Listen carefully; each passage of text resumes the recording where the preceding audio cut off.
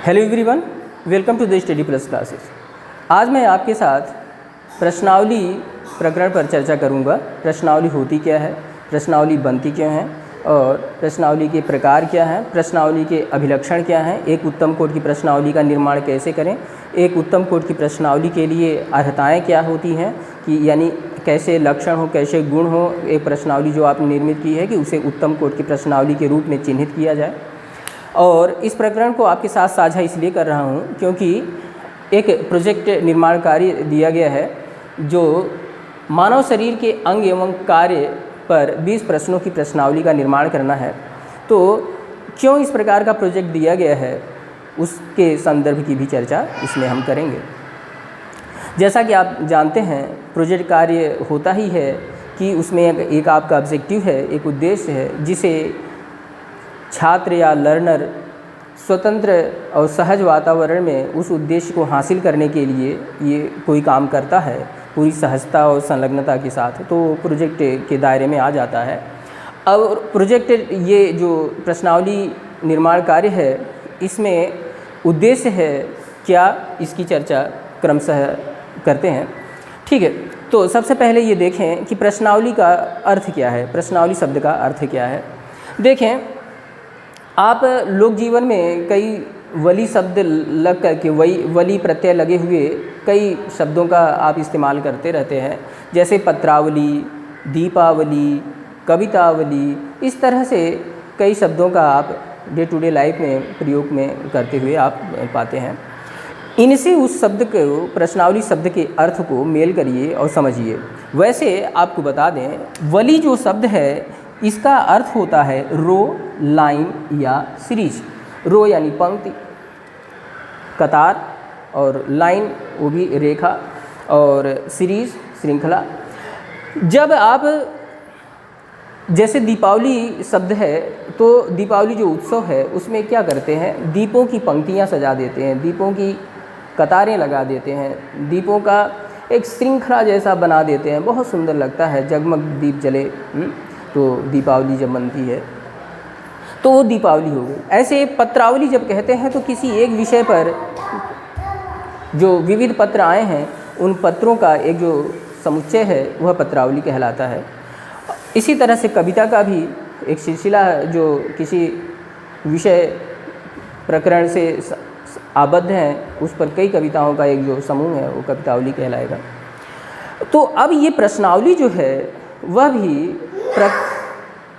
प्रकरण विशेष पर बना हुआ प्रश्नों का जो समूह है वह जो है प्रश्नावली। तो ठीक है, यहाँ पर जैसे अब कह रहे हैं मानव शरीर के अंग एवं कार्य पर 20 प्रश्नों की प्रश्नावली, यानी अब जो प्रश्न होंगे वे 20 प्रश्न वे इस पर ही निर्भर होंगे, टॉपिक पर। वो टॉपिक ये है ना, एक टॉपिक है, उस टॉपिक पर। ठीक हो गया, यानी प्रश्नावली शब्द का अर्थ आप समझ चुके। वैसे प्रश्नावली के लिए जो डिफाइंड बात कही जाती, पारिभाषिक शब्द कहे जाते हैं, वो ये कहे जाते हैं कि एक ऐसा फॉर्म जिस पर प्रश्नों की श्रृंखला हो और प्रत्यार्थी को वह दिया जाए, प्रत्यार्थी उस पर स्वयं रिस्पॉन्ड करे, यानी प्रश्नों की श्रृंखला का ऐसा फॉर्म जिसे प्रत्यार्थी यानी रिस्पोंडेंट को दिया जाए और वह स्वयं उसको पढ़ करके उसको उत्तर दे, तो उसे प्रश्नावली कहते हैं। ये पारिभाषिक शब्दावली है प्रश्नावली के अर्थ के संदर्भ में। तो अब प्रश्नावली के प्रकार पर आते हैं 2 मिनट बाद। उससे पहले ये जान जाएं कि आखिर जो ये प्रोजेक्ट दिया गया है इसका उद्देश्य क्या है। देखें, ये जो DLED BTC कोर्स चल रहा है उसके स्टूडेंट्स को जब ये दिया गया है तब यहाँ पर इस प्रोजेक्ट का उद्देश्य समझना बहुत महत्वपूर्ण है। इसके पीछे 2 उद्देश्य हैं।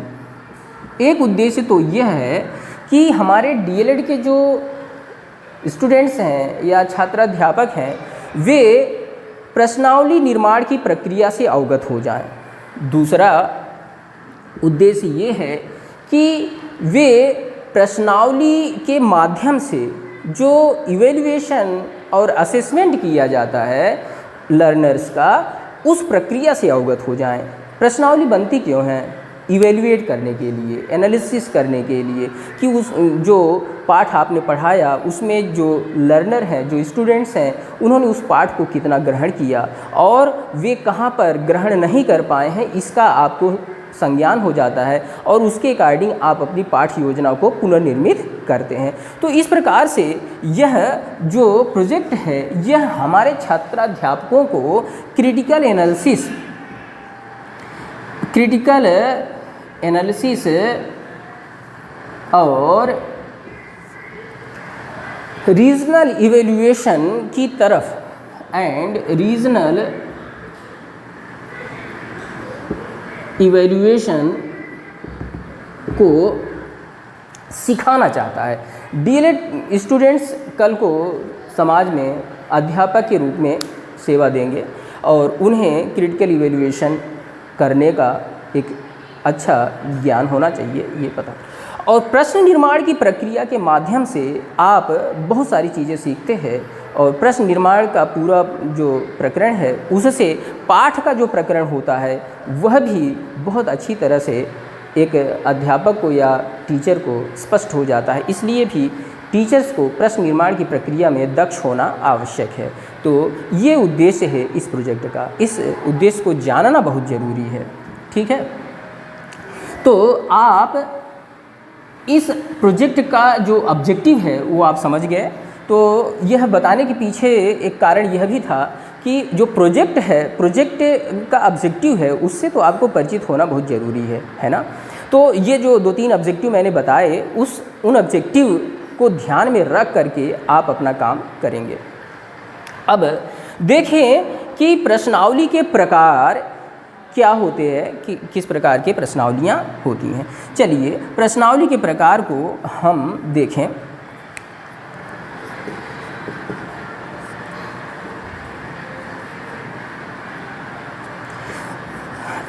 मुख्य रूप से प्रश्नावली 2 प्रकार की होती है, एक सब्जेक्टिव और दूसरा ऑब्जेक्टिव, यानी व्यक्तिनिष्ठ और वस्तुनिष्ठ। यानी अब जो प्रश्नावली कोई भी होगी वह इन्हीं 2 दायरों में होगी, या तो वह सब्जेक्टिव होगी या तो ऑब्जेक्टिव होगी। सब्जेक्टिव होने का मतलब क्या है? सब्जेक्ट का यह जो हिंदी इसका वर्जन बनाया गया है ट्रांसलेट, वो काफ़ी आपके मन में प्रकरण को क्लियर कर देगा सब्जेक्टिव और ऑब्जेक्टिव होने का। व्यक्तिनिष्ठ यानी किसी प्रकरण पर, किसी प्रश्न पर अगर उत्तर हर व्यक्ति का अलग अलग होने की संभावना हो और वे सभी अलग अलग उत्तर भी सही हों, तो ऐसा प्रश्न और ऐसे उत्तरों वाले प्रश्नों को हम सब्जेक्टिव प्रश्न कहते हैं। जैसे अगर आप ये कहें कि ईश्वर है या ईश्वर क्या चीज़ है, ईश्वर के बारे में धारणा अपनी स्पष्ट करें। प्रश्न यह हो कि ईश्वर के बारे में धारणा स्पष्ट करें, यह प्रश्न है। तो इसका जवाब जो है, अब जितने भी लोग देंगे, चाहे सकारात्मक जवाब चाहे नकारात्मक जवाब, हर जवाब के सही होने की संभावना बनी रहती है। और ऐसे प्रश्न जिनके ऐसे तमाम उत्तर हो जिनमें सही होने की संभावना और गलत होने की संभावना होते हुए भी वो मतलब अप्रोचेबल होते हैं, वो क्वेश्चन के आंसर के दायरे में होते हैं, तो उसे हम व्यक्तिनिष्ठ प्रश्न कहते हैं। यानी हर व्यक्ति का प्रश्न संभावित उत्तर हो, ऐसी संभाव्यता रख कर के जो प्रश्न होते हैं वे सब्जेक्टिव क्वेश्चन के दायरे में आते हैं। ये बात आपको स्पष्ट हो गई होगी। जो प्रायः दीर्घ उत्तरी टाइप के प्रश्न होते हैं, वो लघु उत्तरी टाइप के प्रश्न होते हैं, वे सब क्या हैं? सब्जेक्टिव किस्म के हैं। अब ऑब्जेक्टिव क्या है? ऑब्जेक्टिव प्रश्न का हिंदी जो बनाया गया है वस्तुनिष्ठ, यानी वस्तु के प्रति निष्ठ होकर के बात है। यानी जैसे हम कहें ये मोबाइल है, हम कहें ये वाइट बोर्ड है। तो वाइट बोर्ड है तो ये वाइट वो वस्तु है, और वस्तु की निष्ठा को केंद्रित होकर के जो आंसर है तो वो, अब ये वाइट बोर्ड है तो वाइट बोर्ड ही है, चाहे जो भी कहेगा, इसको वाइट बोर्ड के अलावा कुछ और नहीं कहेगा। मोबाइल को मोबाइल ही कहेगा, कुछ और नहीं कहेगा। ठीक है। अब जैसे सत्य असत्य कथन जो होते हैं, या जो भी कुल मिलाकर के मैं उधर जाने से पहले ठीक है, प्रकार में वो चीज़ आएगा ही, तो ऑब्जेक्टिव के प्रकार में ले चलता हूँ, तो वहाँ पर प्रकरण को स्पष्ट करते हुए चल लें। अब ये जो है वस्तुनिष्ठ के प्रकार को हमें यहाँ पर थोड़ा विस्तार में ले लेना यहाँ पर उचित है, क्योंकि जो बात कह रहा हूँ वो प्रकारों की तरफ जा रही है। तो प्रकार के जो ये हैं वस्तुनिष्ठ के प्रकार हैं, इसको और अधिक सामने रख दें तो ये बात क्लियर हो जाएगी। अब देखें ऑब्जेक्टिव प्रश्न, सब्जेक्टिव प्रश्न के जो प्रकार हैं उसको भी आपके साथ साझा कर दें। ये क्लोज एंडेड हो सकते हैं, ओपन एंडेड हो सकते हैं, ओपन एंडेड और क्लोज एंडेड। हाँ, और क्लोज एंडेड के साथ फिर थोड़ी सी ऑब्जेक्टिविटी का नेचर आ जाता है। यहाँ ऑब्जेक्टिव क्वेश्चन के संदर्भ को लेकर के ये प्रोजेक्ट है, इसलिए हम पूरी बात को ऑब्जेक्टिव क्वेश्चन पर ज़्यादा सीमित करना चाहेंगे। तो ऑब्जेक्टिव प्रश्न में प्रकार की बात करें तो सत्य असत्य कथन, सत्य असत्य कथन, सही गलत कथन, ये दोनों ही एक ही प्रकार का, सत्य कहो तो सही, असत्य कहो तो गलत। यानी आपने एक प्रश्न बनाया या एक प्रश्न में ऐसा बनाया, उसमें 4 प्रकार के संदर्भ हैं, तथ्य हैं, 4 तथ्य हैं, 5 तथ्य हैं। जैसे उस प्रश्न में ये आपने कहा कि निम्न में से सही कथनों को छांटें, गलत कथनों को छांटें, सत्य के समक्ष टिक और असत्य के समक्ष क्रॉस का मार्क लगाएं। ये तो अब क्या आपने जैसे कहा कि माइटोकॉन्ड्रिया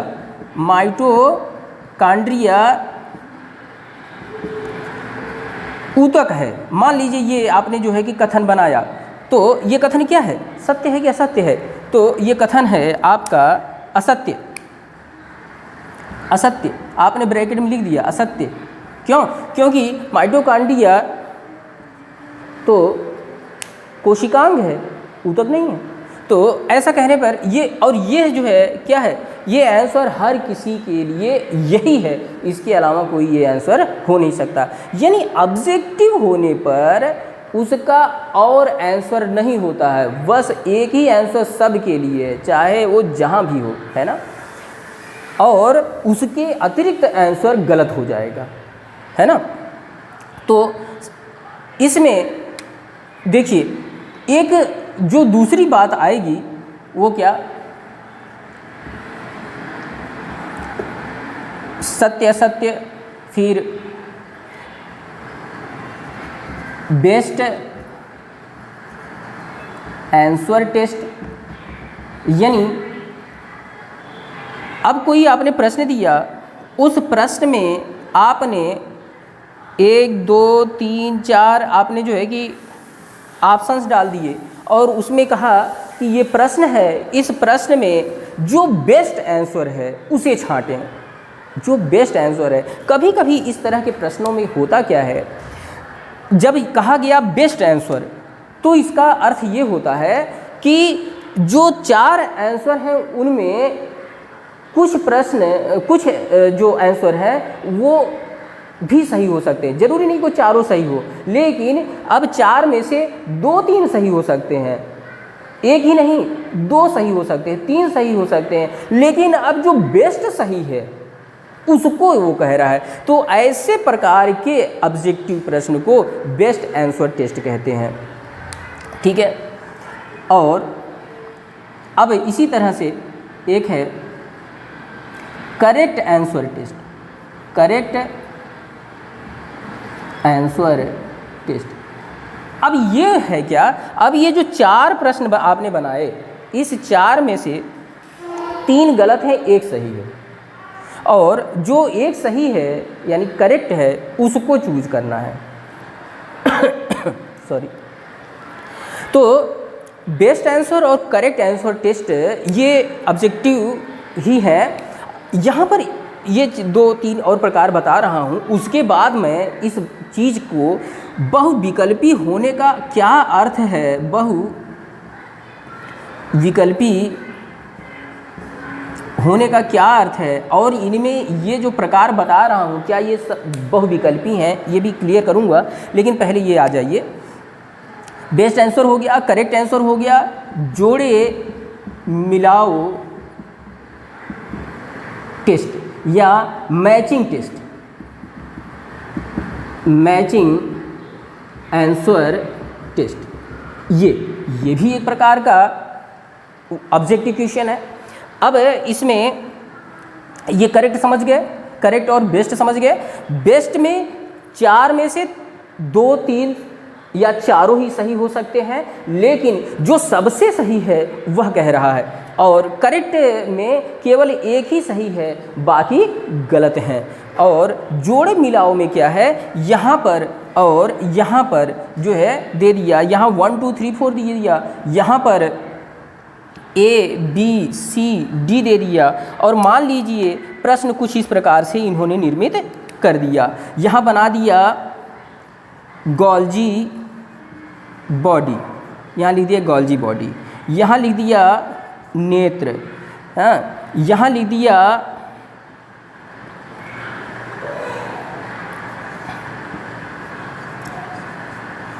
कंकाल तंत्र।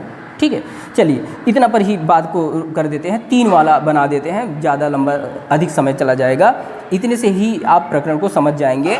अब देखिए इस तरह से बनाया, और इसमें यहाँ पर बना दिया, लिख दिया अंग, यहाँ लिख दिया कोशिकांग, यहाँ लिख दिया अंग तंत्र।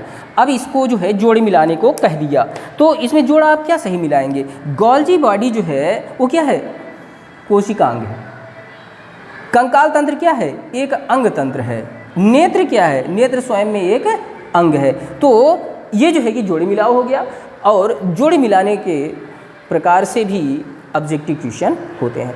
अब बात ये उठती है कि क्या ये बहुविकल्पी प्रश्न है, और बहुविकल्पी प्रश्न में ये सारे आएंगे।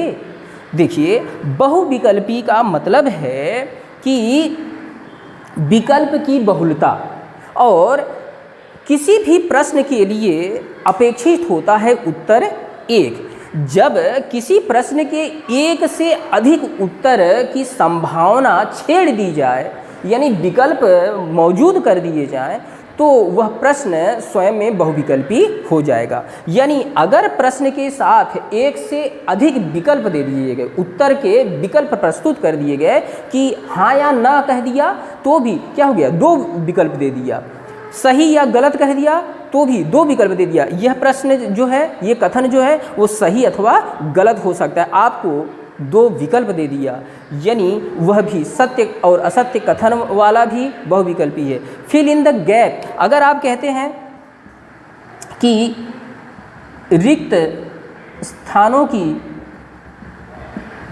की पूर्ति करें, रिक्त स्थानों की पूर्ति करें, दिए गए किससे, दिए गए ये यहाँ शब्द दे दिए गए, ठीक है, उन शब्दों में से यहाँ पर जो रिक्त स्थान वाक्य में है उसकी पूर्ति करें। जो वाक्य दिया गया है उसके सामने जो है कि ब्रैकेट में 3-4 शब्द दे दिए गए, उन शब्दों में से एक जो सही है उसको, तो क्या है वो 3-4 शब्द 3-4 विकल्प हैं जो उस वाक्य में फिट होंगे, तो यह भी क्या है बहुविकल्पी है। यानी जब उत्तर के लिए आपको एक से अधिक विकल्प ऑप्शंस दे दिए गए तो वो ऑप्शनल क्वेश्चन हो गए, वो ऑब्जेक्टिव क्वेश्चन हो गए। ऑब्जेक्टिव वो ऑप्शनल यानी बहुविकल्पी, और ऑब्जेक्टिव यानी वस्तुनिष्ठ। वस्तुनिष्ठ मतलब वो 4 विकल्प देने में या जो भी विकल्प दिया गया उनमें से एक ही सही होगा, एक ही सही होगा। इससे अब फिर इससे भ्रमित ना होइए कि मैंने कह दिया बेस्ट आंसर टेस्ट भी उस क्रम में आया तो कहेंगे क्या वो ऑब्जेक्टिव नहीं है? वो ऑब्जेक्टिव है। क्यों? क्योंकि अगर इसमें से बेस्ट, उसमें से बेस्ट जो आपके लिए वो सबके लिए है। बेस्ट कह दिया तो बेस्ट वो 4 ऑप्शन में से एक जो है वो सबके लिए बेस्ट ही होगा। बेस्ट होना ही उसका जो है कि वस्तुनिष्ठता है। 4 सही हैं लेकिन 4 के चारों ऑप्शन सही हो सकते हैं, लेकिन उनमें से बेस्ट ऑप्शन जो है वो सबके लिए बेस्ट होगा, इसलिए वो वस्तुनिष्ठता के भी दायरे में आ गया। वस्तुनिष्ठ होने का मतलब एक सवाल जो एक आंसर जो सबके लिए सही वो सबके लिए सही, ठीक है, एक के लिए सही सबके लिए सही। तो इस प्रकार से आप बहुविकल्पी होने का मतलब समझ गए, आप ऑब्जेक्टिव होने का मतलब समझ गए। और अब देखें कि एक उत्तम प्रश्नावली का निर्माण कैसे करें। उत्तम प्रश्नावली का निर्माण कैसे करें, इसको समझने के लिए हम उत्तम प्रश्नावली के अभिलक्षणों पर ध्यान दें कि उत्तम प्रश्नावली के जो अभिलक्षण हैं वो क्या हैं, वो आप जान जाएं तो उत्तम प्रश्नावली का निर्माण आप कर लेंगे। तो उत्तम क्वेश्चनेयर के लक्षण, तो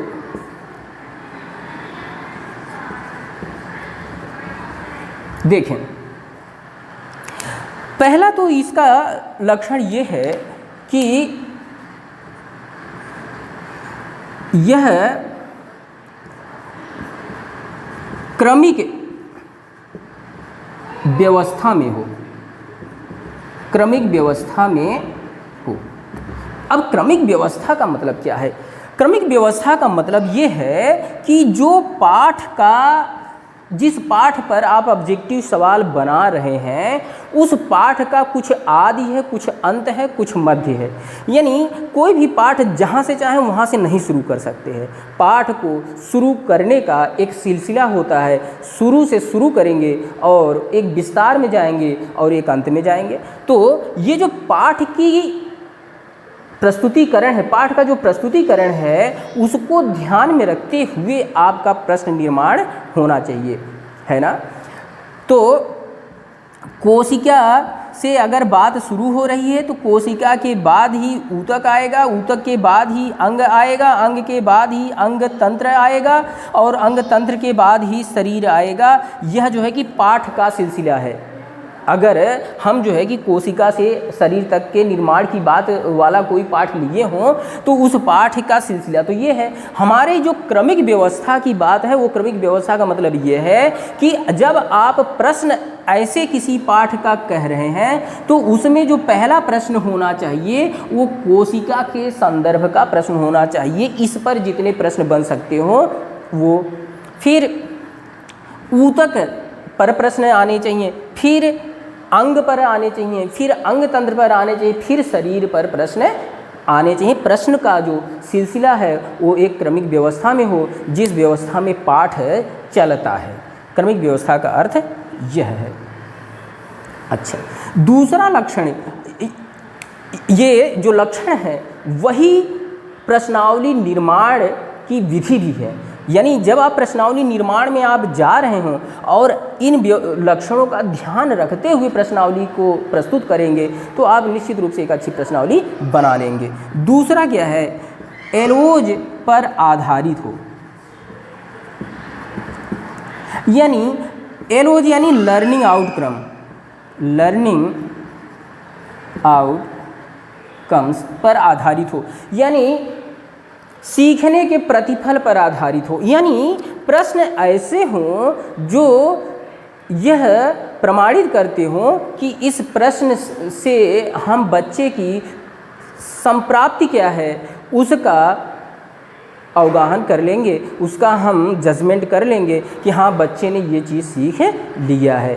प्रश्न आप बनाते हैं बच्चे का असेसमेंट करने के लिए, बच्चे की संप्राप्ति को जांचने के लिए, तो आपका हर प्रश्न बच्चे की किसी उस पाठ पर किसी संप्राप्ति को चेक कर रहा हो, उसे जो है टेस्ट कर रहा हो, ऐसा प्रश्न होना चाहिए, सिली क्वेश्चन नहीं होना चाहिए। यानी लर्निंग आउटकम अधिगम संप्राप्ति से आधारित प्रश्न होने चाहिए। तीसरा, सहज एवं सरल बोध गम्य शब्द एवं पद, terms and words and terms. जो भी आप प्रश्न बना रहे हैं, वो प्रश्न जिन शब्दों का प्रयोग करके बना रहे हैं वे सहज, सरल और बोधगम्य शब्द होने चाहिए, ठीक है, ताकि बालक को भ्रम न हो, यानी असंदिग्ध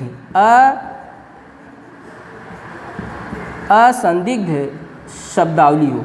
शब्दावली जो प्रश्नों की हो वो असंदिग्ध हो।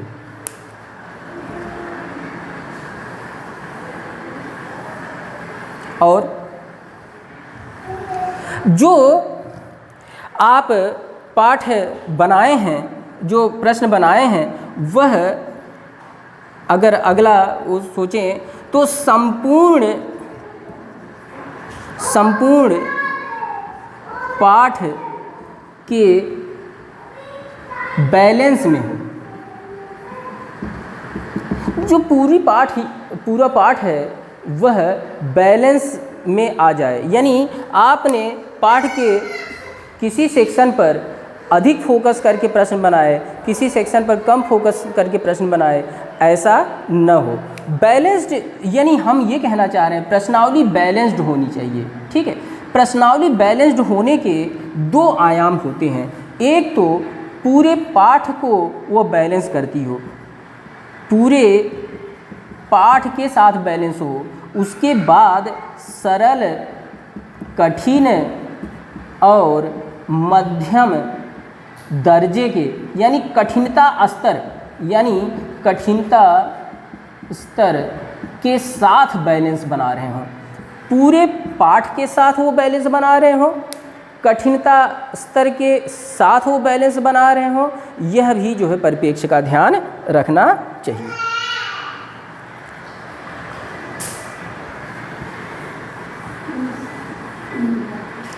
तो मुझे लगता है कि ये प्रश्नावली, एक उत्तम कोटि की जो प्रश्नावली होती है उसके लगभग ये सारे लक्षण इसमें आ चुके हैं।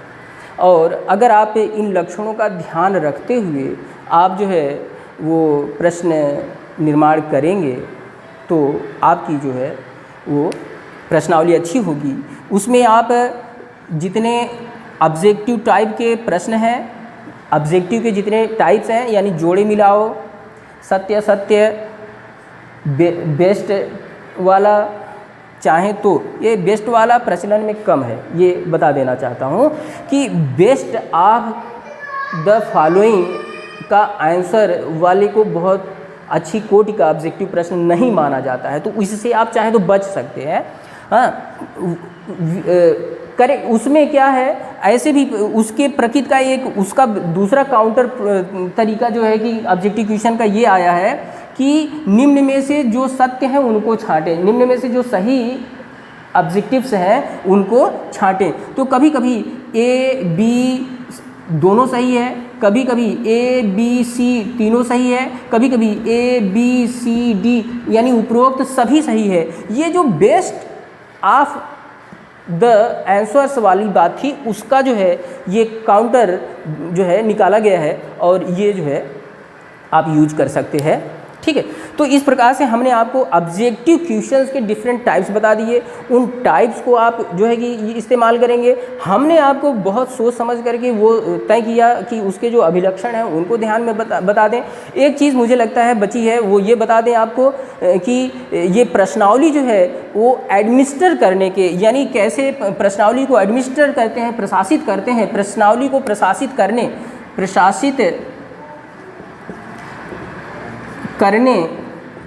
के आधार पर वर्गीकरण जो है वो प्रश्नावली का इस प्रकार से है कि आमने सामने, फेस टू फेस, आमने सामने, फेस टू फेस एडमिनिस्ट्रेशन, यानी सामने सामने बैठे हो उस स्थिति में प्रश्नावली को किया जाए। यानी आप जो प्रश्नावली पर लोगों का टेस्ट कर रहे हैं, आप यहाँ बैठे हैं और सामने जो है कि रिस्पोंडेंट बैठ करके उसको आपके सामने ही नज़र के सामने आंसर करते हैं। तो इसमें क्या है, उसी ने आंसर किया ये पता है, मेरे सामने किया, गलती नहीं, उसने कहीं से क्रॉस चेक करके नहीं दिया, वो जो है कि किसी दूसरे से पूछ के नहीं दिया, ये जवाब उसी के हैं, ये जो है कि उसमें प्रमाणित हो जाता है। यानी इस प्रकार का जो प्रश्नावली परीक्षण है वह ज़्यादा सटीक होता है। फिर थ्रू मेल, यानी आपने मेल कर दिया, मेल में आजकल क्या है, ईमेल कर दिया, आपने पोस्ट कर दिया, ठीक है, ईमेल कर दिया, पोस्ट कर दिया, हाँ, तो इस तरह की प्रश्नावली भी, ठीक है। टेलीफोनिक प्रश्नावली भी बनती है कि टेलीफोन से आप इधर पूछो उधर वो जो है कि महाराज बता देंगे कि भैया ऐसा ऐसा, ठीक है, तो ये भी थोड़ा चलता है। तो इस प्रकार से एडमिनिस्टर करने की ये अपनी वो है। तो वो वाली प्रश्नावलियाँ हैं, इसमें जो टेलीफोनिक है उसमें भी आप चूँकि फ़ोन पर लगे हैं तो वो भी वहाँ है, तो उसमें भी संभावना थोड़ी कम ही होती है कि वो दूसरे किसी से साथ में उनके साथ बैठे हो तो पूछ लें, अरे भैया मेरे को नहीं आ रहा है, तुम बताओ, तो तुमसे भी पूछ लें, या पूछ रहा वो सुनते रहना, तुम भी प्रश्न का जवाब बताना, तो वो थोड़ा उधर संभावना होती है। इस हिसाब से, इस दृष्टि से देखें, ये फेस टू फेस एडमिनिस्टर की जाने वाली प्रश्नावली से जो प्राप्त होते हैं उत्तर, वे सबसे सटीक रिस्पांस होते हैं और उन पर पूर्ण विश्वसनीयता और वैधता होती है, ठीक है। और जो मैंने लक्षण बताए, जो मैंने ये प्रश्नों की प्रकृति बताई, उसके आधार पर जब आप प्रश्नावली का निर्माण करेंगे तो वो प्रश्नावली वैलिड और विश्वसनीय होगी, विश्वसनीय और वैध होगी, ठीक है। तो उसकी विश्वसनीयता और वैधता दोनों स्वतः ही उच्च कोटि की हो जाएगी। और ऐसा ध्यान में रखते हुए मैंने सारी चीज़ों को संकलित करके आपके समक्ष प्रस्तुत किया। आपको निश्चित रूप से पसंद आया होगा। आप लाइक करें, अपने साथियों को शेयर करें और चैनल को सब्सक्राइब करें, जिससे मैं आपके लिए और बेहतर सामग्रियां लेकर आऊं जो आपकी